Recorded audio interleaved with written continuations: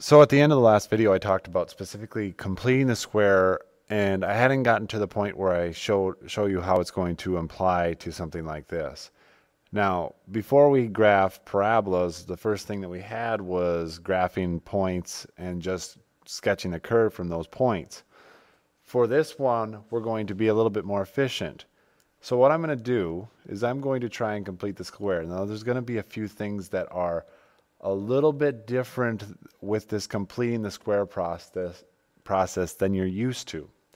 Okay? We're not solving this time. We're not solving an equation. So the fact that we have to add something or do something to both sides becomes irrelevant. So completing the square process starts by saying, I wanted to divide out this 2. But instead of dividing it out, I'm going to just factor it out. Okay, I'm going to factor out a 2, which means I'm going to divide everything out.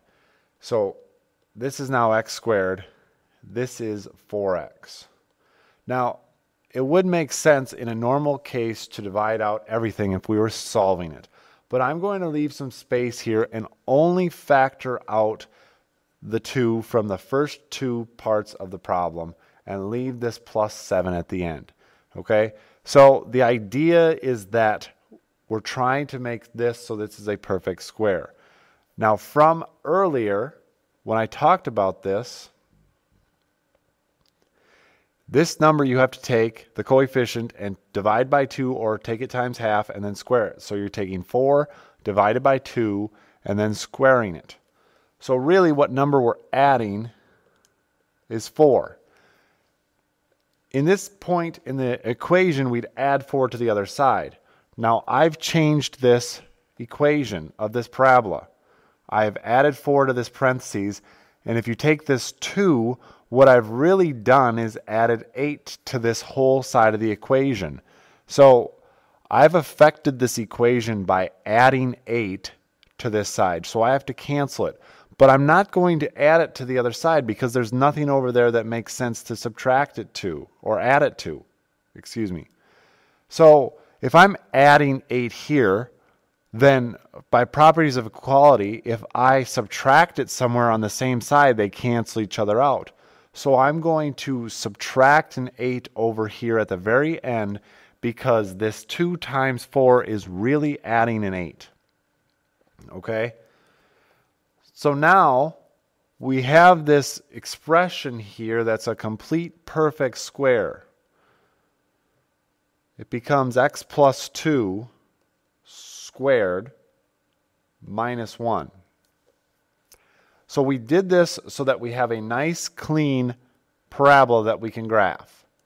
And this is the part right here that tends to confuse people because we're not dealing with an equation anymore. We're dealing with an expression that we're trying to simplify or try to simplify so it looks something like this. And because we added 8, we have to subtract it from the same side to cancel it out. So we have this here.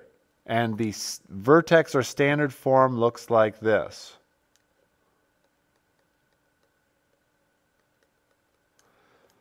So the question is, where is the vertex?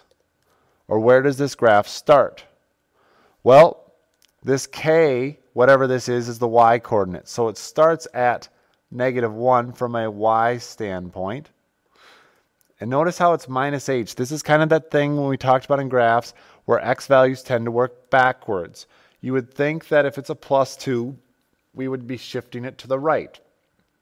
But it's actually a shift to the left. So this plus 2 means that the vertex is going 2 left and 1 down. So there's where my graph starts. Okay, so this deals with the vertex. This axis, what we're talking about is that this parabola is reflected across this imaginary axis. And this 2 is telling us that it's vertically stretched. Much like when we dealt with them way at the beginning. How we stretched this blue graph vertically. So I'm going to do the same thing with this one. I'm going to stretch it vertically. Rather than start here, it's going to be a lot more steep. And there is the graph of your parabola. Now, I'm going to go through another checkpoint, but this part right here tends to be the part that people seem to get slipped up on in terms of how to deal with this. Okay? So, example 3. It says, sketch the graph of this and identify the vertex and x-intercepts. Well, I'm going to do this a little bit differently, but I'm still going to use the same process because we're going to describe two different things. The x-intercepts are where it hits the x-axis. So we're looking for where it hits the x-axis. So now, looking at this parabola, I'm going to make it so that this is not negative anymore. So I'm going to factor out a -1, or just a negative, it doesn't matter. And I'm left with x squared minus 6x. And I'm going to leave some space and then have this -8 at the end, because I want to complete the square so I can find the vertex of this graph. I take half of this term and then square it. So half of -6 is a -3. So I know in the end, wherever it's going to be is going to be x minus 3 squared plus, or excuse me, -3 squared is a plus 9. Now this plus 9 is really like a -9 because of this -1 on the outside. So I have to balance this out because it's not, we're dealing with an expression here, not an equation. We have to balance this expression out because it's a -9. I have to add 9 at the very end. Okay, because this is a -9, because of this -1, I have to balance this out. So what I have then is this function, negative x minus 3 squared plus 1. So my vertex is going to be whatever this is. So again, thinking backwards, we would be going to the right. This one doesn't act in reverse or opposite, so we're going up. So I'm going up 1 and over 3. And it's going to be reflected because of this negative. This negative means a reflection. But we're not changing the shape because there's no number in front of this. So it looks something like this. Now the zeros, or excuse me, the x-intercepts are where it hits the x-axis. And this is where y, or f of x, equals 0. So what we need to do is we need to find out where this equals 0. So I'm going to solve this equation for x. Now I have an equation that I'm actually going to solve. So I would need to get this squared expression by itself. So I'm going to subtract 1. And I'm left with -1 equals a negative x minus 3 squared. Now they both have a negative, so I'm just going to make these both positive. It's just like dividing both sides by -1. Now I'm going to take the square root of both sides.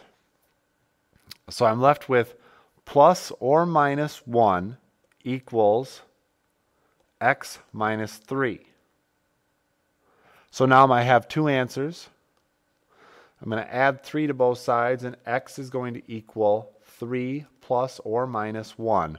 So my two x-intercepts are at 4 and 2. So my two x-intercepts are 4, 0 and 2, 0. So this, when you're asked for intercepts, you're actually setting y equal to 0 and solving it. Now this one's a little bit different. We're not asking to find the or write an equation and write the vertex. We're actually given the vertex and we're trying to find the actual equation. So our goal is to have something that looks like this. And they're giving us a lot of information. They're telling us the vertex is here. So this is h and this is k. So in terms of this equation, we can plug this in. Much like if you had an equation that y equals mx plus b, we could plug in m and b if we had this type of information. But since it's a parabola, we have a vertex, we can plug that in. So minus 1 plus 2. Now we have another problem, because usually we need this number that's a described. Just like in an equation y equals mx plus b, we need slope and y-intercept. So the only other information we have is this point. And if you have a point on a line on a curve, the way that you use that is you plug that in for the x and y because it's a point on the graph. So instead of using this for nothing, I'm going to plug in -6 for f of x and -3 for x. So this is what we have.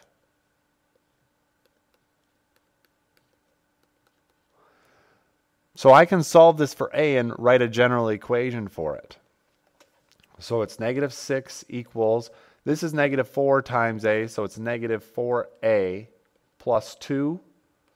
I minus 2. So I have -4a equals a -8. Divide by -4. You get a equals 2. Now, just saying what a is not enough. You have to actually write the equation out now. So we need the number in front that describes how the graph is changed vertically and the vertex. So here is my equation.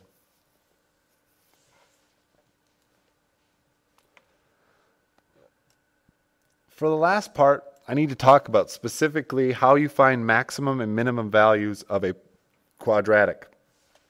Now, when you look at this from a graphical standpoint,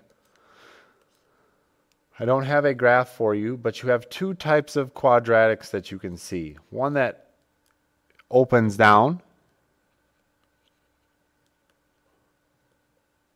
and one that opens up.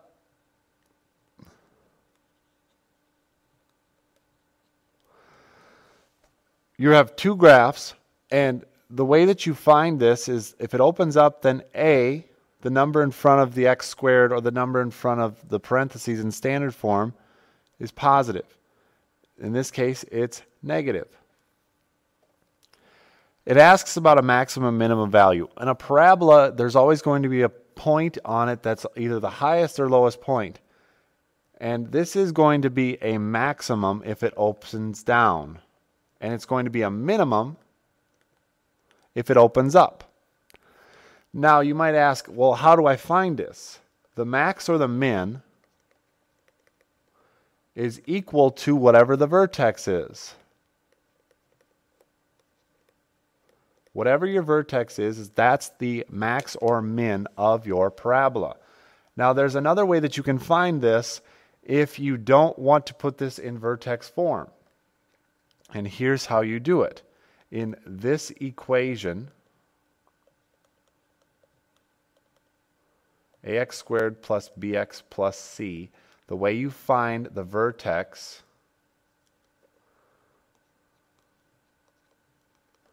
is this.